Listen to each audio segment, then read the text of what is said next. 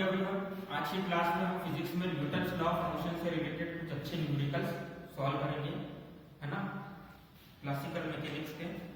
तो सबसे पहला न्यूमेरिकल हम देखेंगे। देखो कल हमने टाइप ऑफ फोर्सेस की बात कर ली थी, टेंशन फोर्स का भी कॉन्सेप्ट समझा दिया था आपको।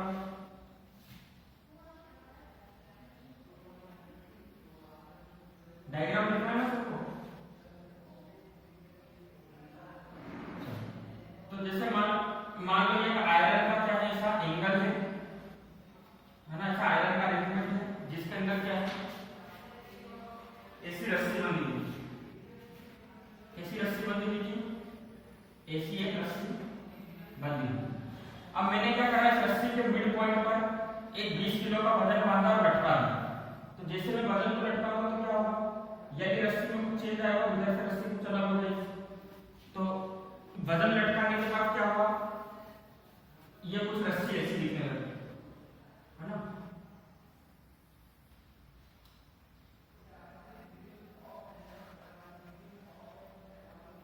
वजन लटकाने के बाद रस्सी ऐसी होगी।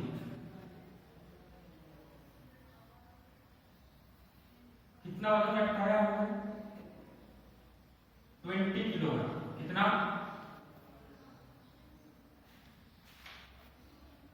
20 kg वजन हमने यहाँ पर लटका दिया। और ये सही जमीन से फिक्स्ड है, ये बंधा हुआ जमीन से, है ना, ठीक है। ये सब दीवार में लगा हुआ है। तो आपको क्या करना है, क्वेश्चन में देखो क्या बोला है, a body of mass 20 kg suspended as shown in figure, ठीक है। Find the values of T1 and T2। Tension T1 और टेंशन T2 की वैल्यू आपको क्या करनी है, फाइंड करनी है।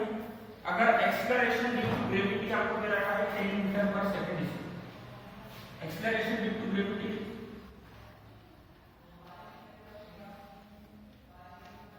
क्वेश्चन में आपको ये बोला है कि इस क्वेश्चन में आपको टेंशन फोर्स निकालना है।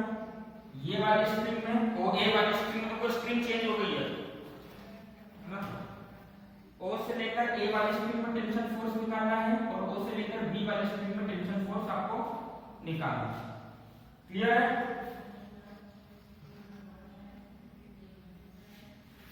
ना।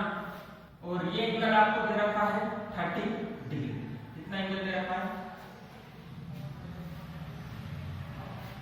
अच्छा। सबसे पहले अगर इस पूरे सिस्टम का हमको एफबीडी बनाना है ना, इस पूरे सिस्टम का हमको क्या बनाना है, एफबीडी बनाना है। कैसे बनाओगे एफबीडी,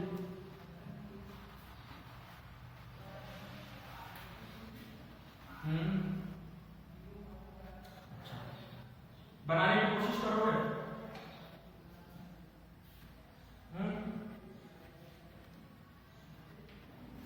देखो एफबीडी अगर आप ब्लॉक का बना के करोगे तो क्वेश्चन कॉम्प्लिकेटेड होने लगेगा। हमको क्वेश्चन के अंदर ये टेंशन फोर्स की वैल्यू निकालनी है और इस टेंशन फोर्स की वैल्यू निकालनी है, T1 और T2।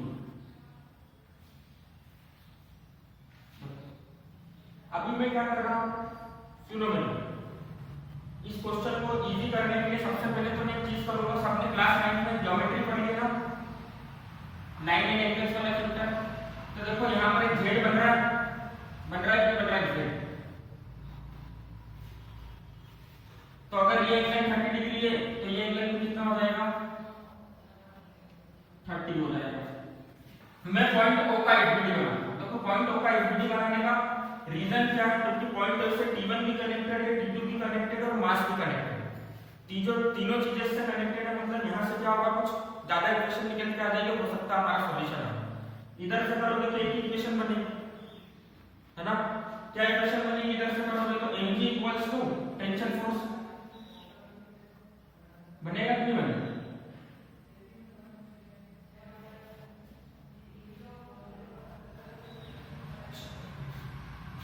तो कोई दिक्कत नहीं है। अच्छा ये वाली स्ट्रिंग में टेंशन फोर्स T1 है, इसमें T2 है और इसमें कितना होगा, T3, है ना। चलो तो सबसे पहले हम ब्लॉक का एफबीडी बनाते हैं। तो ब्लॉक का एफबीडी बनाएंगे तो ये 20 किलोग्राम का मास है, तो ये 20 into acceleration due to gravity क्या हो जाएगा, weight force, mass into weight force क्या होता है, mg हो जाएगा। जल्दी बताओ, देखो एफबीडी का मतलब क्या है, जिन्होंने क्लास अटेंड नहीं करी थी इसके पहले सुन लो।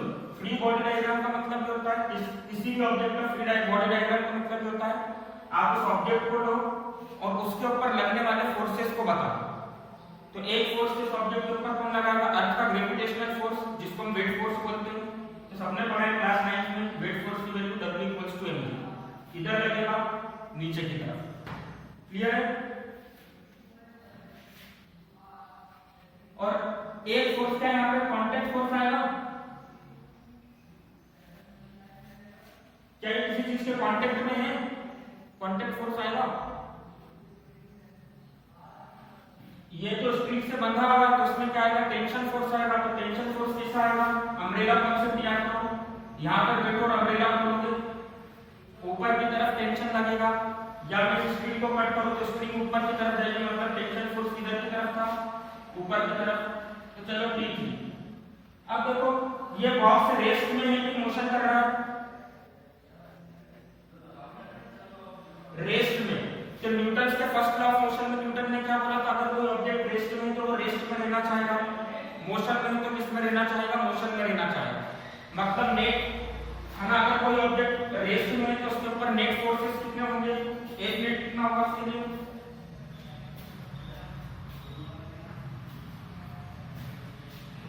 एक नेट 0 होगा। इसको ये नहीं समझ में आया, कोई दिक्कत नहीं है, हम यहाँ पर निकालेंगे। देखो नेट फोर्स, तो नेट फोर्स क्या होता है, देखो फोर्स क्या होता है, मास इनटू एक्सीलरेशन, और हम किसकी बात कर रहे हैं, नेट फोर्स की। अब अगर ब्लॉक रेस्ट में है तो एक्सीलरेशन कितना हो गया, ब्लॉक रेस्ट में तो एक्सीलरेशन कितना हो गया, 0। तो मैं लिख सकता हूं एक्सीलरेशन 0 है, इसका मतलब एक नेट किसके बराबर है, 0। अब क्लियर है ना। अब देखो यहाँ पर दो है ना, एक डायरेक्शन को पॉजिटिव मान लो, एक को नेगेटिव मान लो। तो पॉजिटिव डायरेक्शन में किसको माना, ऊपर की तरफ, क्योंकि y एक्सिस में ऊपर की तरफ पॉजिटिव होता है, नीचे की तरफ नेगेटिव होता है। तो मैं इसको लिख सकता हूं T3 minus mg equals to 0, लिख सकता हूं ना इसको। mg की वैल्यू कितनी है, 200 न्यूटन। पुट कर दो वैल्यू, T3 कितना हो जाएगा, -200 इक्वल्स टू 0। तो T3 किसके आ गया, 200 न्यूटन के बराबर है। इतना समझ गए सब, है ना। अब देखो यहाँ पर हमको T2 निकालना है, T1 भी निकालना है। तो यहाँ पर मैं एफबीडी किसका बनाऊंगा, इस पॉइंट O का एफबीडी बनाऊंगा। किसका एफबीडी बनाऊंगा, फ्री बॉडी डायग्राम किसका बनाऊंगा, पॉइंट O का, है ना। देखो सब लोग ध्यान से देखो, ये रहा हमारा पॉइंट A, ये लग रहा है T2। अच्छा, इस पे इधर की डायरेक्शन में T3 लग रहा है, बोल सकता हूं नीचे की तरफ क्या लग रहा है, अरे T3 इस पे भी तो लगेगा ना, T3 away from the body, tension force की डायरेक्शन में दिखाई ना, जल्दी बताओ, लगेगा ना अवे फ्रॉम द बॉडी, जल्दी बताओ, है ना। अब T3 ये लग रहा है और ये क्या है, T1 है। सबको पता था, अभी हमने ये एंगल निकाला, ये एंगल कितना है, 30 डिग्री। रिजोल्यूशन ऑफ फोर्सेस दिखाना है आप लोगों ने।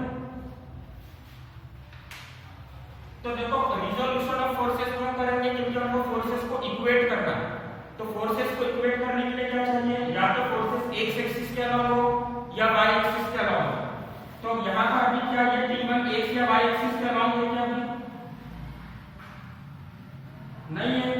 तो ये T1 इधर की डायरेक्शन में क्या हो जाएगा, T1 cos 30, और ऊपर की तरफ क्या हो जाएगा, T1 sin 30। अब T1 को आपने दो पार्ट में ब्रेक कर दिया है ना, तो ये पुरानी T1 को रफ कर दूंगा, ऐसे बन गया पॉइंट O का फ्री बॉडी डायग्राम। देखो इजी है ना फ्री बॉडी डायग्राम बनाना। चलो इतना लिख लो, बस क्वेश्चन हो गया हमारा।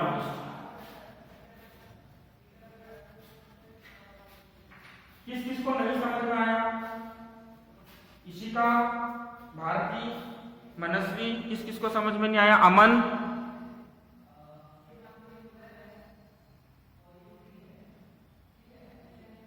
हाँ अनिश, क्या समझ में नहीं आया?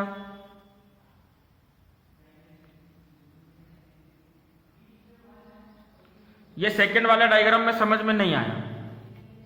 कॉस थीटा और साइन थीटा वाली चीज समझ नहीं आई होगी ना?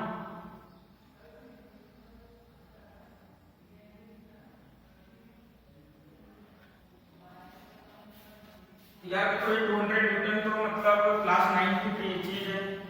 वेट फोर्स का फॉर्मूला होता है mass into acceleration into gravity. यहाँ पे मास 20 kg दे रखा है, एक्सेलरेशन इनटू ग्रेविटी क्वेश्चन में बोला है 10 ले लेना, तो 20 into 200 करोगे, 20 into 10 करोगे तो 200 आ जाएगा। अब वेट फोर्स है तो इसकी यूनिट क्या हो जाएगी? न्यूटन, तो इसलिए हमने वहां पे वेट इक्वल्स टू 200 न्यूटन लिख दिया। क्लियर है अनिश कौशल? अब रही बात यहाँ पर, तो यहाँ पर आप एक कॉन्सेप्ट याद रखो कि कोई भी वेक्टर है अगर एक एक्सिस के साथ थीटा डिग्री का एंगल बनाता है, कोई भी वेक्टर एक एक्सिस के साथ थीटा डिग्री का एंगल बनाता है, तो जिस एक्सिस के साथ थीटा डिग्री का एंगल बनाएगा उसके अंदर हम क्या लिखेंगे? Cos theta. क्या लिखेंगे? जिसके साथ एंगल बनाएगा उसके लिए क्या लिखेंगे? Cos theta. और जिसके परपेंडिकुलर, इस एक्सिस के परपेंडिकुलर जो एक्सिस होगी इसको क्या बोलेंगे? Sine theta. तो यहां पर देखो, यहां पर एंगल किसके साथ में था? 30 डिग्री एंगल किसके साथ में था? ये वाली एक्सिस के साथ में था। तो यहां पर क्या आ गया? T1 cos 30। क्यों आया T1 cos 30? क्योंकि टेंशन फोर्स क्या है? वेक्टर है, तो उसको हम रिजॉल्व कर सकते हैं। जिस एक्सिस के साथ में एंगल बना है वहां पे cos लिखना है, T1 लिखा, cos लिखा, 30 डिग्री लिखा। और इस एक्सिस के 90 डिग्री पर क्या लिखना है? sin। समझ गए?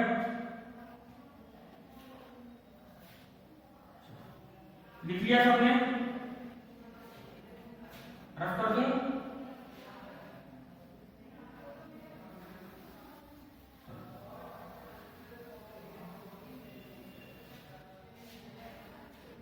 अब देखो यहाँ पर एक्स एक्सिस के अलाउंग फोर्सेस है और वाई एक्सिस के अलाउंग फोर्सेस है।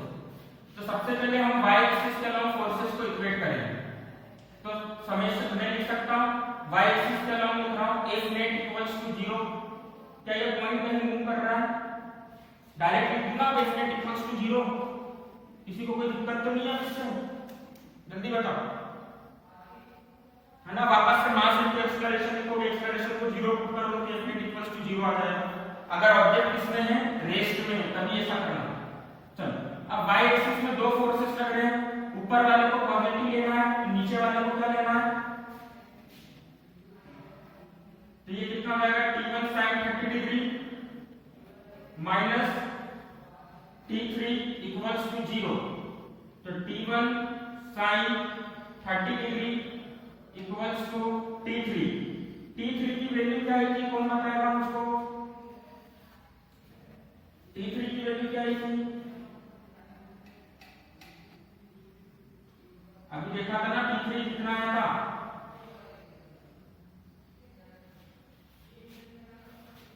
और sin 30 कितना होता है?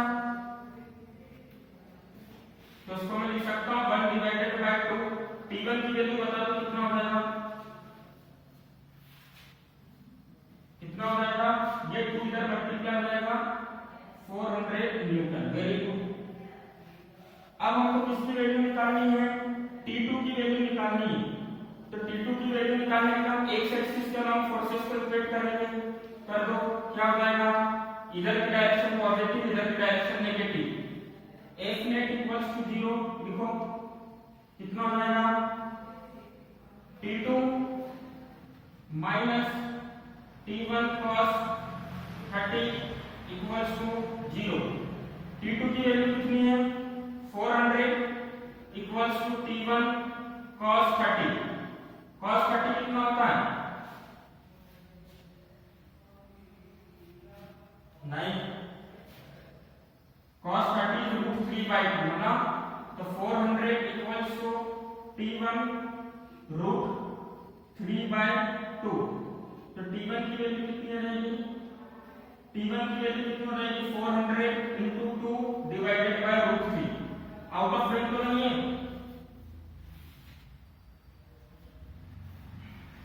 चलो तो मैं इधर एफडी निकाल रहा हूं, ये एफडी के नीचे लिख रहा हूं ना। T1 की वैल्यू कितनी हो जाएगी 400 डिवाइडेड बाय cos 30। cos 30 की वैल्यू कितनी होती है T1 रूट cos 30 की जगह पे √3/2 लिख दिया, ठीक है। अब वैल्यू निकाल लो T1 की, तो T1 की वैल्यू कितनी हो जाएगी 400 मल्टीप्लाई 2 डिवाइडेड बाय √3। सॉल्व कर लोगे इसको तो आ गया टेंशन फोर्स T1 भी आ गया, T2 भी आ गया, ये सॉरी ये T2 था ना,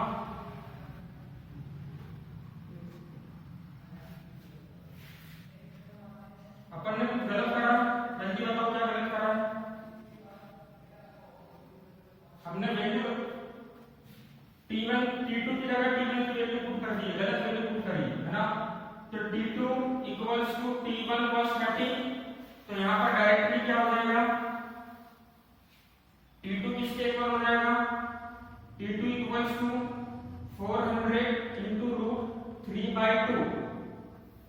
तो T2 की वैल्यू कितनी आ जाएगी 200 √3 न्यूटन। अब ठीक है, तो देखो टेंशन फोर्स T1 की वैल्यू आ गई, T2 की वैल्यू आ गई, तो T3 की भी वैल्यू आ गई। इस तरह से आपको क्वेश्चन करना है, क्लियर है। फ्री बॉडी डायग्राम का कॉन्सेप्ट समझ में आ रहा है सबको, है ना। देखो इसी के जैसा एनसीईआरटी में क्वेश्चन दे रखा है आपको, इसी के जैसा सेम क्वेश्चन है एनसीईआरटी में, बस एंगल की जगह चेंज कर दी। ट्राई करोगे 6 kg मास कुछ दे रखा उसमें, एंगल निकालना है आपको, ना, उसको ट्राई करना है, ठीक है।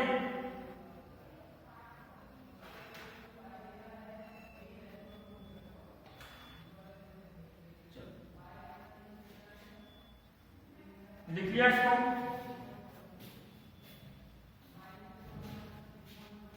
चलो ऊपर वाला डायग्राम बता रहा हूं, तब तक इसको तो लिखना है, लिख लो। चलो अब एक ऐसा क्वेश्चन जो कि आपको असाइनमेंट से भी आया है ना, उससे मिलता जुलता क्वेश्चन है, सेम क्वेश्चन नहीं है पर उससे मिलता जुलता। masses of 5 kilogram and 4 kilogram are tied to each other with a string। एक 5 किलोग्राम का मास है और एक कितने किलोग्राम का मास है,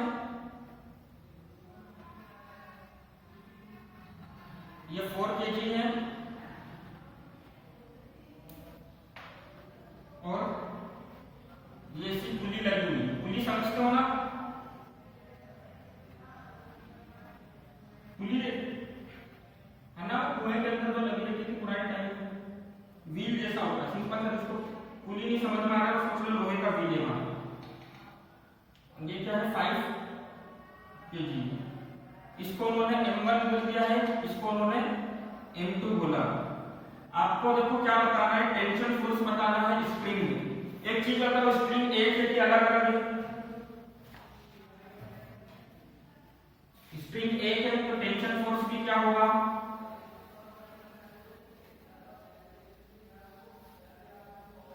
दो कहां से होगा, स्प्रिंग एक है तो टेंशन फोर्स सेम रहेगा ना स्प्रिंग में। कल बताया था स्प्रिंग में अगर स्प्रिंग अलग अलग होती है तब टेंशन फोर्स चेंज होता है। अच्छा, यहाँ पर भी आप एक्सेलरेशन ड्यू टू ग्रेविटी ले लेते हैं अपन अपने सहूलियत के लिए 10 मीटर पर सेकंड।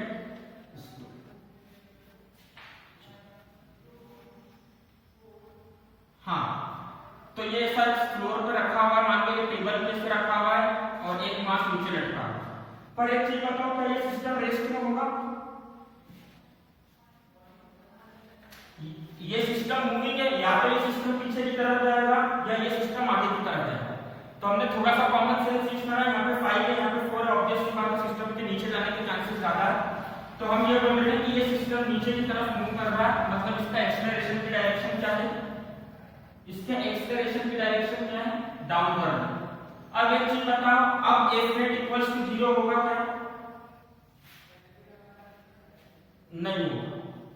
अरे एक्सेलरेशन आ गया ना, सिस्टम नीचे मूव कर रहा है, मतलब एक्सेलरेशन है, वेलोसिटी चेंज हो रही है। आगे बात समझ में, सबसे पहले 5 केजी वाली ब्लॉक का एफडी बनाते हैं।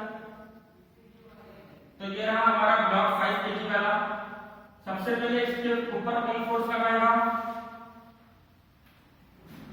कौन फोर्स लगाएगा? नहीं, पहले अर्थ का ग्रेविटेशनल फोर्स लगाएगा जो कि इसको नीचे की तरफ खींच रहा है। तो उसको हम लिखेंगे m2g। क्या लिखेंगे? वेट फोर्स होता है mg, इसका मास को हम m2 बोले हैं, तो ये क्या हो जाएगा m2g। ठीक है। और एक फोर्स इसके ऊपर क्या लगेगा? टेंशन फोर्स, जिसको हमने क्या बोल दिया? T4। क्या बोल दिया? T4 tension. क्लियर है सबको? अब देखो किस डायरेक्शन में एक्सीलरेशन हो रहा है? इस डायरेक्शन में एक्सीलरेशन हो रहा है। अगर ब्लॉक नीचे की तरफ जा रहा है तो दोनों में से बड़ा कौन है? ग्रेटर फोर्स कौन सा? सिंपल सा सोचो। हाँ, तो हाँ, एक्सीलरेशन देखो किस वजह से आ रहा है वो रीजन में बता रहा है। क्योंकि m2g की वैल्यू टेंशन फोर्स से ज्यादा है, इन दोनों में टग ऑफ वॉर चल रहा है। अब m2g ज्यादा पावरफुल है तो उसको अपनी तरफ खींच लेगा। तो अब m2g इसको अपनी तरफ खींच रहा है, मतलब नीचे की तरफ क्या है? एक्सीलरेशन आ रहा है। क्लियर है सबको? समझ गए? जल्दी बताओ।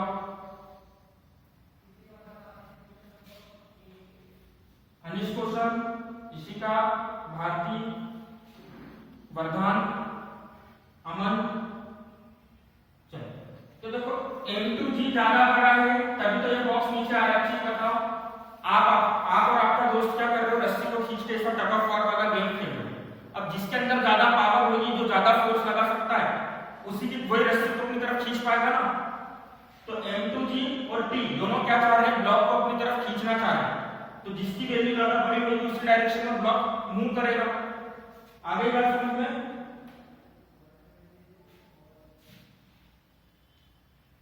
चलो, तो y डायरेक्शन में हम फोर्सेस को इक्वेट कर रहे हैं। तो सबसे पहले हम लिखेंगे F net इक्वल्स टू 0 लिखेंगे कि मास इक्वल एक्सीलरेशन लिखेंगे।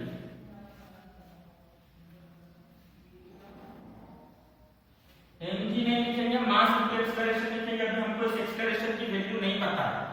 इस एक्सीलरेशन की वैल्यू भी निकालनी है, टेंशन फोर्स भी निकालना है क्वेश्चन में। तो हमने क्या लिखा? Mass into acceleration. कौन से वाले मास की बात हो रही है? m2 वाले मास की बात हो रही है। कौन से वाले मास की बात हो रही है? m2।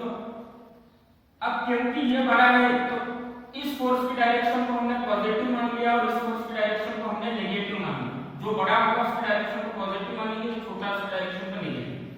तो इसको हम लिख सकते हैं m2g minus t equals to m2a। लिख सकता हूं मैं?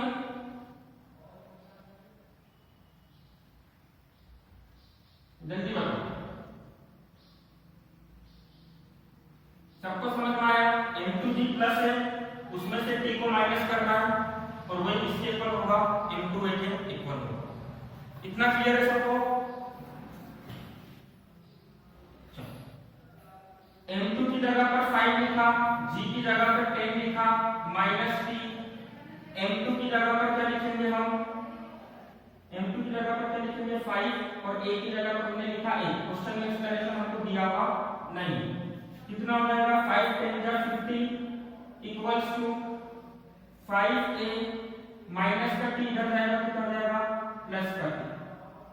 बन गई पहली इक्वेशन।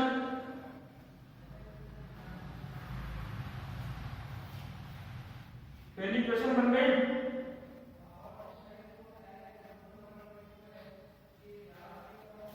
चलो, सिमिलरली 4 केजी वाले मास के लिए बात करो। ये 4 केजी वाला मास है, इस पे कौन कौन से फोर्सेस लग रहे हैं? तो सबसे पहले इसके ऊपर कौन सा फोर्स लगेगा? m2g। हाँ, m1g। क्या नॉर्मल रिएक्शन फोर्स आएगा यहाँ पर? कितना आएगा? r आएगा नॉर्मल रिएक्शन फोर्स। फ्रिक्शन को कंसीडर नहीं करना है, क्वेश्चन में बोला है कि फ्रिक्शन नहीं लेना है, तो हम फ्रिक्शन को नहीं लेंगे अभी। चलो, टेंशन फोर्स किधर लग रहा है? इधर एक्सेलरेशन किधर है, इस ब्लॉक का एक्सेलरेशन किधर है, इधर की तरफ। वाई डायरेक्शन में सुनो, ब्लॉक वाई डायरेक्शन में मोशन कर रहा है क्या, तो वाई डायरेक्शन के फोर्सेस को इक्वेट करने का मतलब नहीं है क्वेश्चन लेंथी करोगे और कुछ नहीं करोगे, वहां से आपको कुछ नहीं मिलना। आप एक्स डायरेक्शन में जो फोर्सेस आ रहे हैं उनको क्या कर दो, इक्वेट कर दो। तो सबसे पहले हम एक्स डायरेक्शन के फोर्सेस को इक्वेट करेंगे, तो हम क्या लिखेंगे यहाँ पे F net equals to m1a। X direction में कौन सा फोर्स लग रहा है, T लग रहा है ना, tension force equals to m1a। तो टेंशन फोर्स की वैल्यू कितनी आ गई, कितनी आ गई, m1 मतलब 4 और a का मतलब 1, तो t की वैल्यू कितनी आ गई, 4 है। क्या यहां से आप टेंशन फोर्स और एक्सेलरेशन की वैल्यू निकाल सकते हो इन दोनों इक्वेशन की हेल्प से,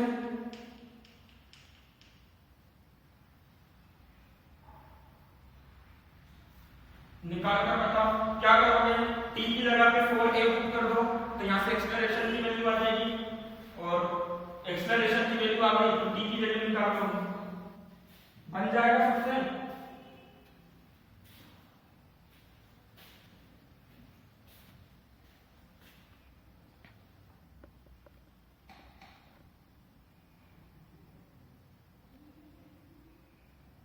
नॉट पॉसिबल राइट नाउ, है ना।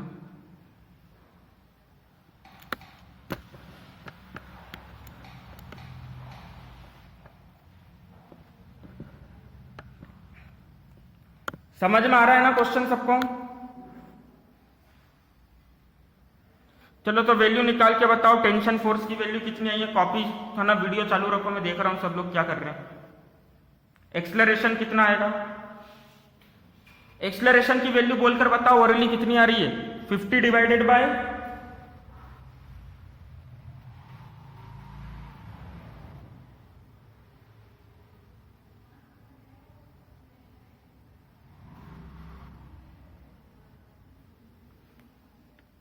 किस किस का आंसर आ गया, आयुषी, भारती, आंचल।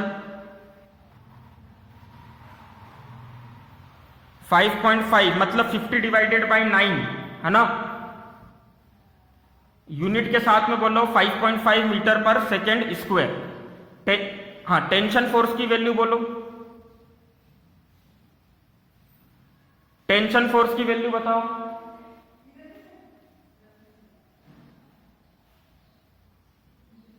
कितना न्यूटन आ रहा है, 4 इंटू 5.5 कर दो, आ जाएगा आंसर।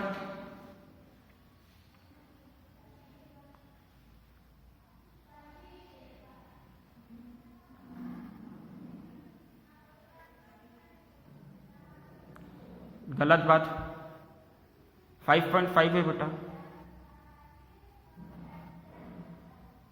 5.5 इंटू 4 करो, कितना आएगा, 20 थोड़ी आएगा, ज्यादा आएगा। कॉपी में करके दिखाओ।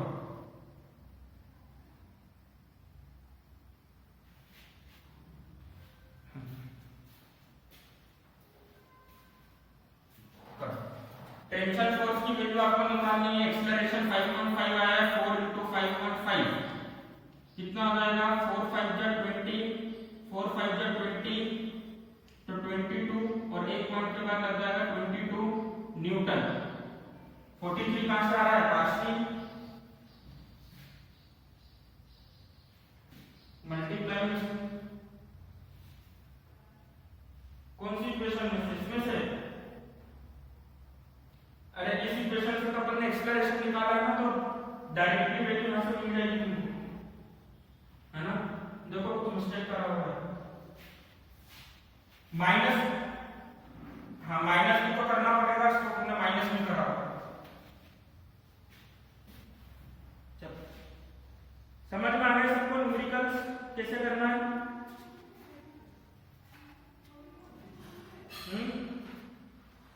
चल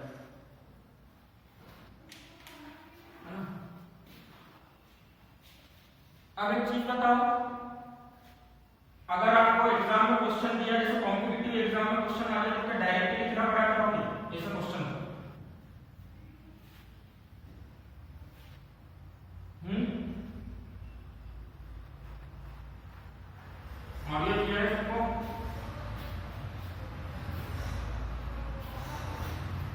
डायरेक्टली इतना बड़ा करोगे क्या?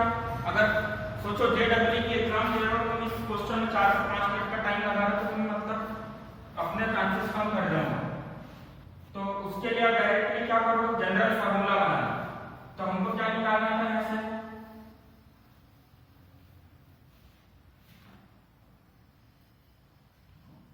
M2G equals to T plus M2A आया था, ठीक है। T की वैल्यू क्या थी, M1A, तो M2G equals to M1A plus M2A। Acceleration निकालने का डायरेक्ट फार्मूला क्या हो जाएगा, क्या हो जाएगा एक्सेलरेशन निकालने का डायरेक्ट फार्मूला, ऐसे केसेस में दो मासेस रखे हुए तो एक्सेलरेशन निकालने का डायरेक्ट फार्मूला क्या हो जाएगा, M2G divided by M1 plus M2। कुछ नहीं कर रहा है, यहां से A को कॉमन लिया है, क्लियर है ना। और टेंशन की वैल्यू क्या हो जाएगी, T इक्वल्स टू हो जाएगा आपका M1A डायरेक्टली।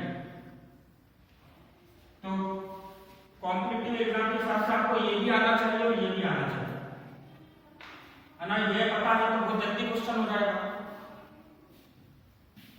क्लियर है सबको। चलो, तो कल की क्लास में हम